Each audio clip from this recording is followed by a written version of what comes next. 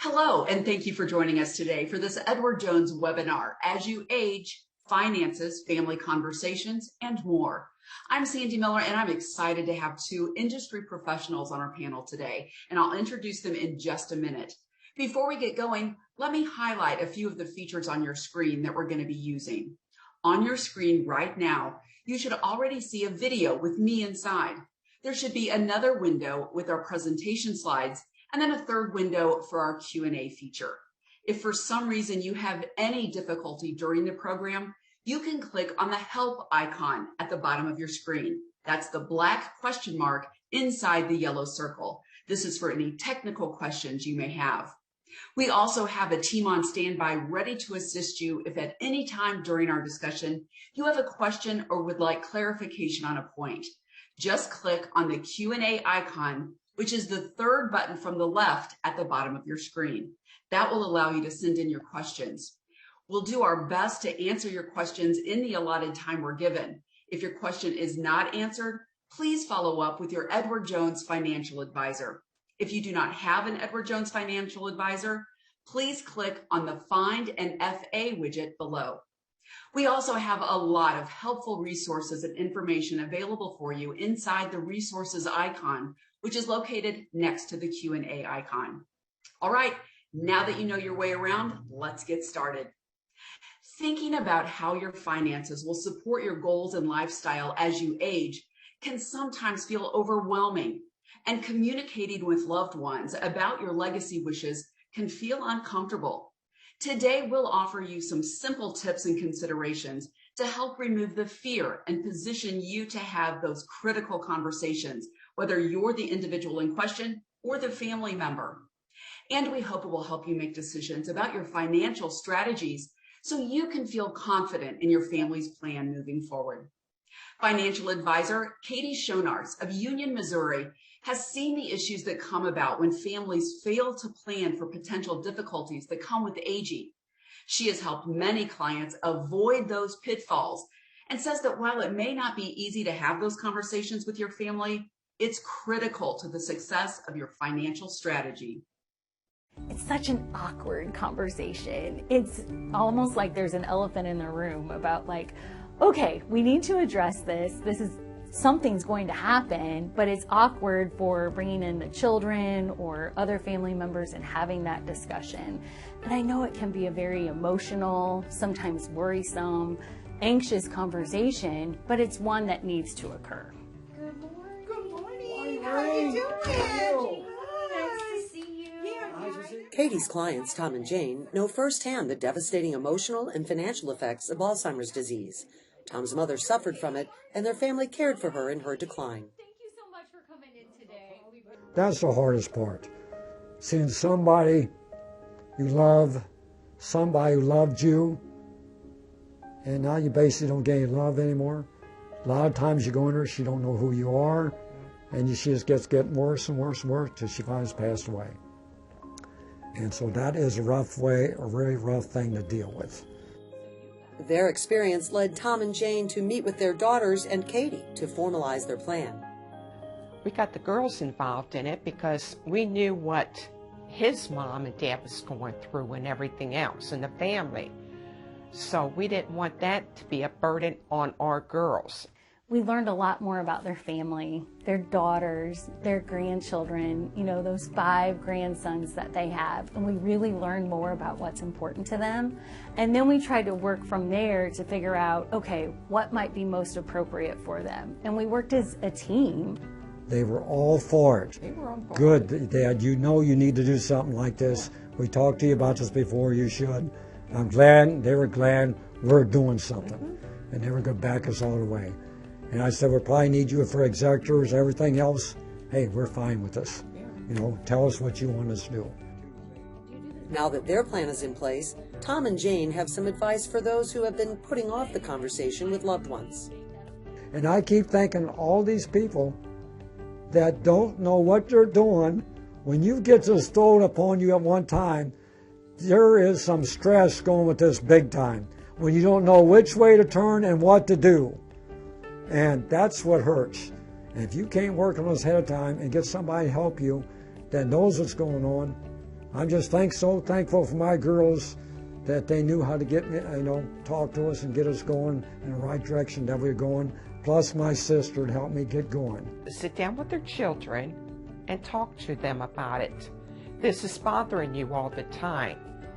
You know, they should understand and everything else how it is affecting you. And then do some research. Go out and research everybody that you know of. And find a plan that will fit your needs and everything else. Wow, such a revealing and important example of why we all need to be talking with our loved ones about our wishes down the line. I want to hear what our panelists have to say about Katie's client's story.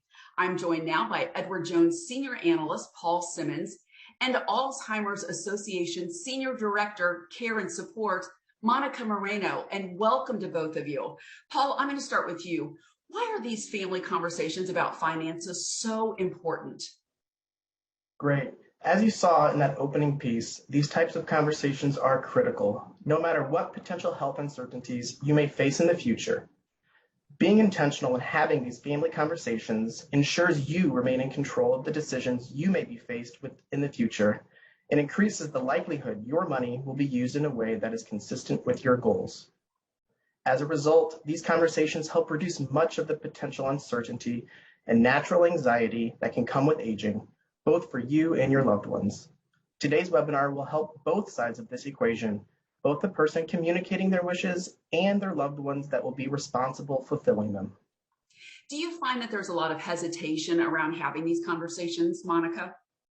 Absolutely. You know, talking about money can make people feel very anxious and uncomfortable. And we know for families who are impacted by Alzheimer's disease, it's even more critical to have these conversations very early on. You know, we're talking about a terminal brain disease for which there is no cure.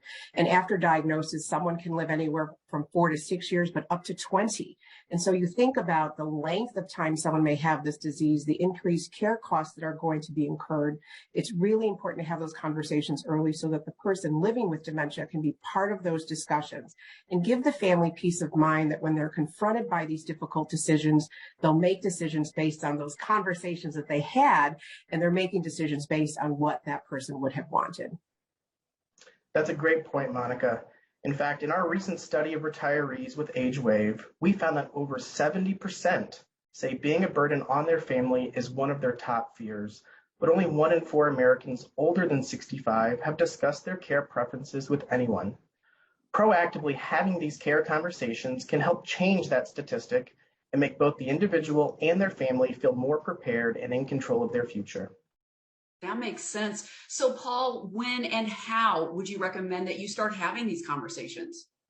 Yeah, in terms of when to begin these conversations, it always pays to have it sooner. It's an easy conversation to put off, but your health can change quickly. While most long-term care events occur after the age of 80, acute events like car accidents or a cardiac incident can occur at any time. And beginning the conversations as you approach retirement age gives you the time to make these important decisions.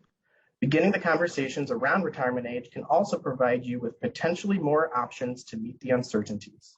For example, some long-term care solutions may not be available or cost significantly more the older you are. Some nursing home facilities can also have significant wait lists. Regardless, in the event you can't speak for yourself, it's a gift to your loved ones to know what you want in terms of care, rather than having them to guess and make difficult decisions down the road. If you're on the opposite side of the equation and have parents you care about, sometimes it can be difficult to even suggest bringing this discussion up. However, there are ways that you can help engage your parents in an open and honest way. Ways of naturally bringing up the conversation could include discussing the aging situation of a close friend or colleague, or expressing how you have been planning for your own situation, whether that's related to aging or not.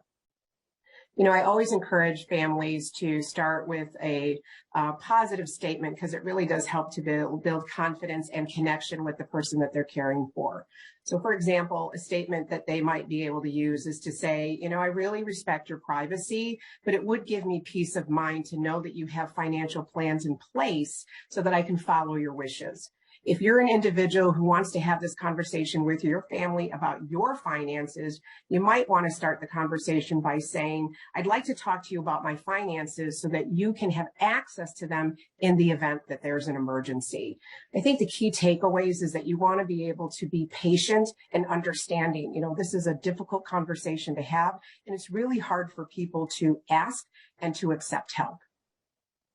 Yeah, I would imagine that's important to make sure everyone feels at ease. Paul, what are some other considerations?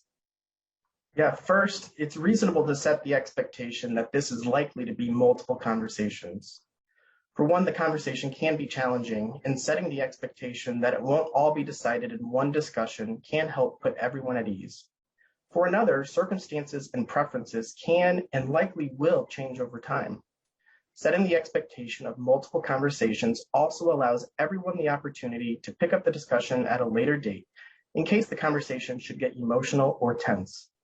It's both hard to talk about your own potential loss of independence as well as to hear about a loved one's. It's also important to have an agenda that is agreed to prior to the meeting. This will help set the purpose, tone, and expectations. Having an agenda and preparing some questions in advance will allow everyone to complete some background research prior to meeting, enabling a more robust conversation for what is likely to be a new topic for many. Importantly, for the first discussion, try to keep the agenda or any questions to consider to a minimum in order to avoid the conversation becoming overwhelming. If it's a loved one asking for the conversation, you don't want it to risk coming across as overbearing and insensitive if it feels like too many decisions are being asked to be made quickly. Monica, anything else you'd like to add? Absolutely. You know, these conversations typically happen between children and their parents, but it's also important to think outside the box. And who are other trusted family member or friends who you might want to be part of this conversation? These should be individuals who may have an understanding of the individual's living situation, maybe their finances or their medical condition, but they really can act as an asset to this discussion. We also want to make sure that these individuals are unbiased and can play a neutral party in the conversations that are being had. We also encourage families to try to have these conversations in person if possible. We do know that there are a lot of long distance caregivers who don't even live in the same city as the person that they're caring for. And so virtual meetings may be an option.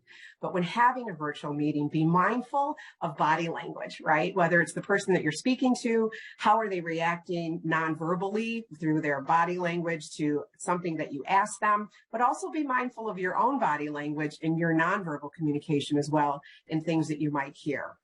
It's also important that when having these conversations, whether in person or virtually, that you pick a time of day that is really calm around the house. Especially for families who are impacted by Alzheimer's or dementia, it's probably best to have the conversation very early in the day when the person is refreshed and may not be challenged with having confusion or some difficulty with their cognition.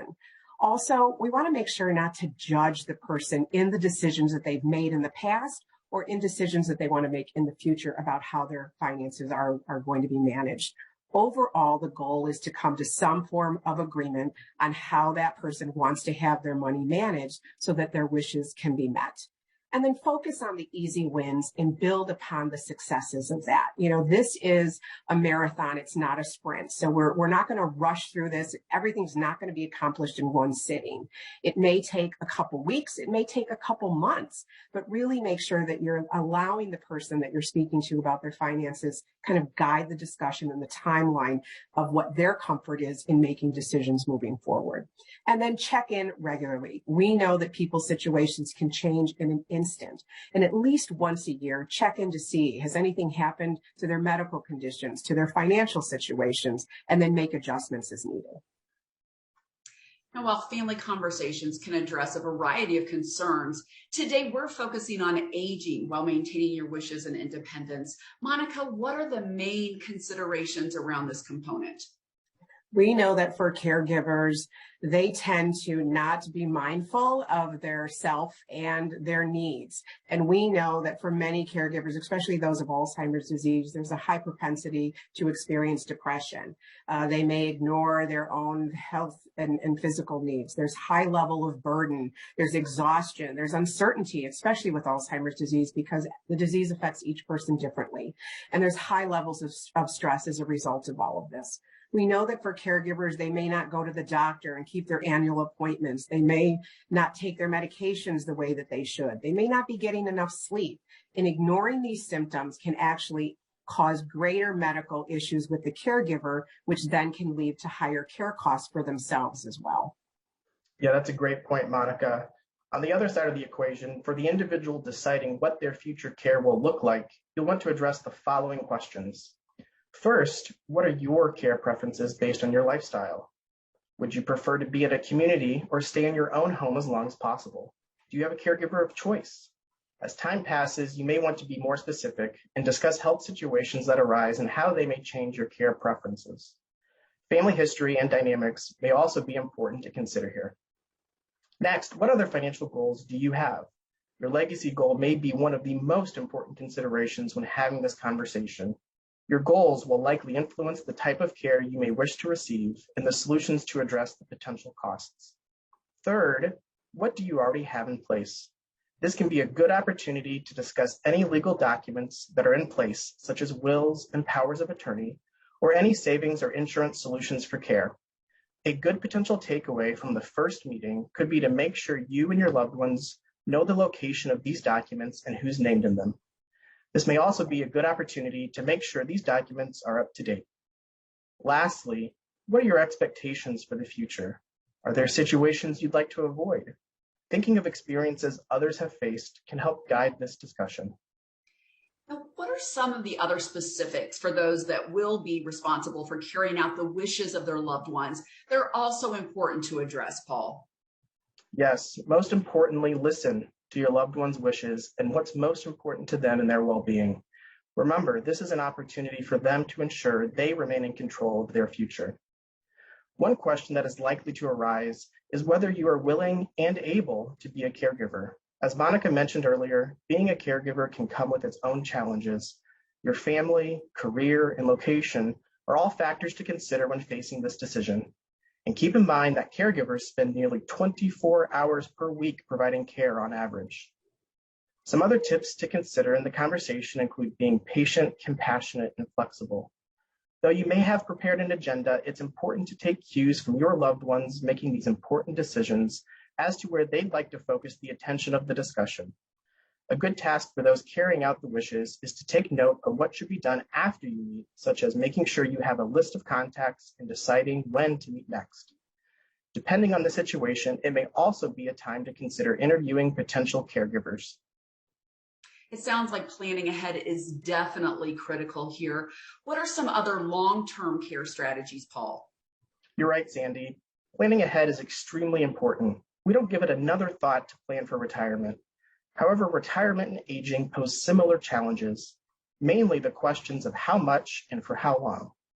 These unknowns can be mentally challenging to overcome, but framing it similar to saving for retirement and putting a plan in place can dramatically impact your ability to be prepared to achieve your goals.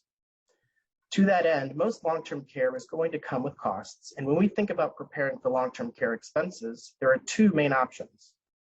Either saving by redirecting current spending or purchasing insurance to cover the potential costs.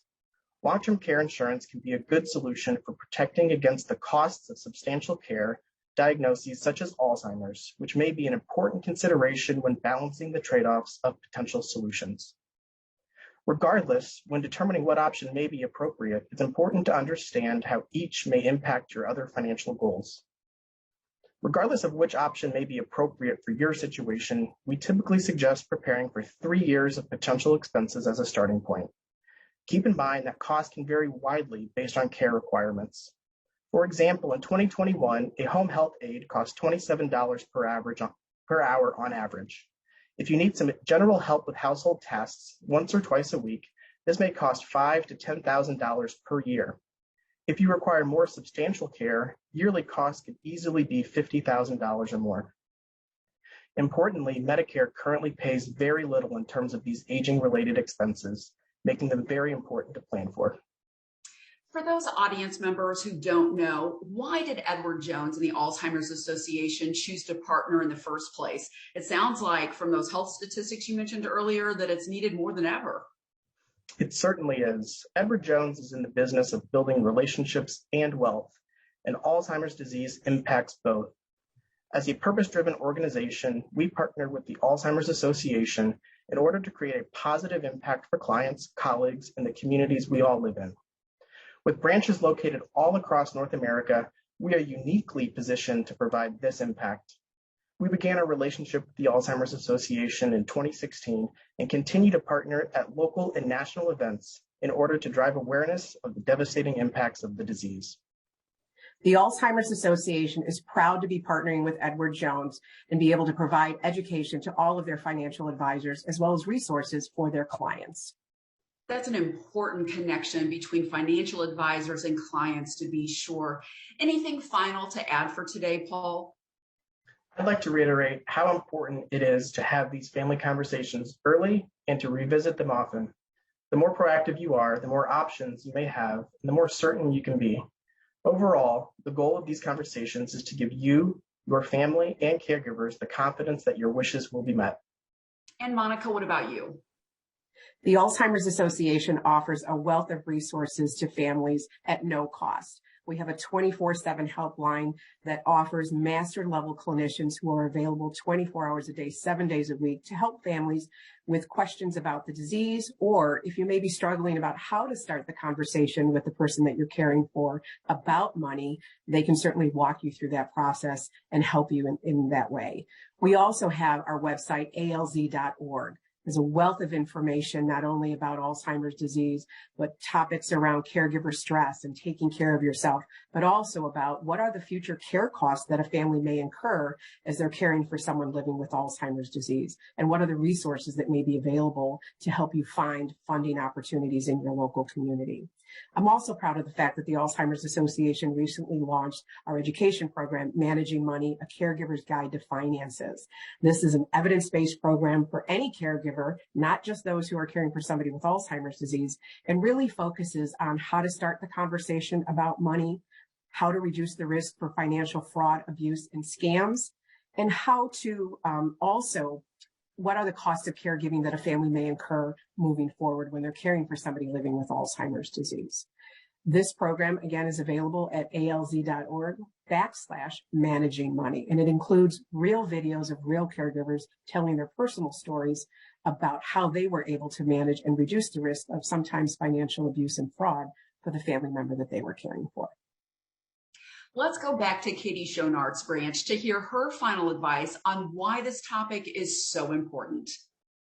If I could give folks one piece of advice about how to get started, is having a conversation with someone that you find a personal connection with, that you can trust, to talk about some of these topics that could be a little bit awkward, might make you a little bit anxious, but you will feel so much better once you initially have that appointment, start having interactions about those questions, putting some things pen to paper, simply starting with the conversation. I think reaching out to your family members, talking with a trusted contact, working with your attorney or your financial advisor, but put something in place. Your family will be so thankful that you had these difficult conversations and address these somewhat difficult situations up front, and they could enjoy, their time with you down the road because they know that everything's in place.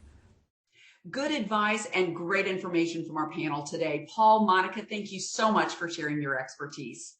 As I mentioned earlier, we have several resources that we hope will help you during this time. Be sure to check them out by going to the resource icon on your screen. We're now going to start the Q&A portion of the program. We have a team of subject matter experts waiting online to answer your questions through the Q&A widget. Please remember that there will not be any video during this portion. You will only see a slide prompting you that the Q&A is now in session. Rest assured, the webinar is still live. We will do our best to answer your questions during the allotted time. If your question is not answered, please follow up with your Edward Jones financial advisor. If you do not have an Edward Jones financial advisor, please click on the Find an FA widget below. I also want to remind you that this broadcast will be available again on demand using the same link you used to register for today's program. Please note our upcoming webinar as well. Thanks again for joining us, and please enjoy the rest of your day.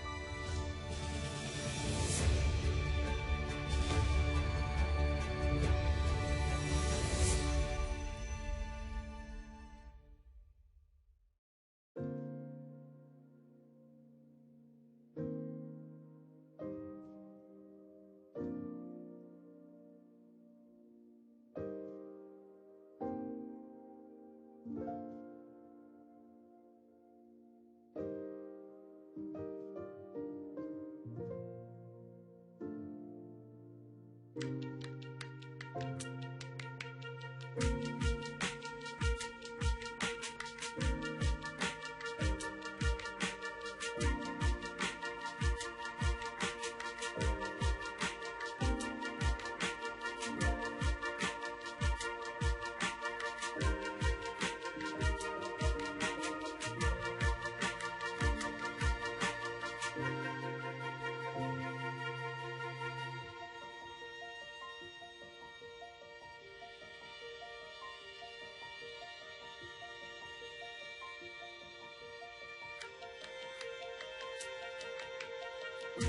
you.